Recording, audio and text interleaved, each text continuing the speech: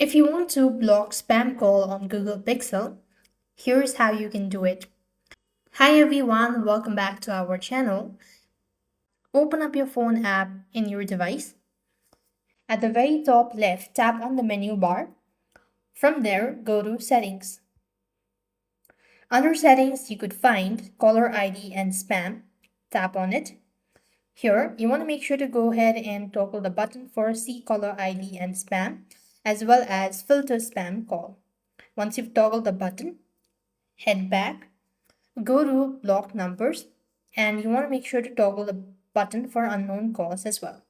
So once you do this, you could also go ahead and simply add in a number. You also have that option right over here by tapping on add number, and you could add in a number, and this way you should be able to block spam call on Google Pixel. So with that, we've completed our steps. Thank you for watching. See you in the next video.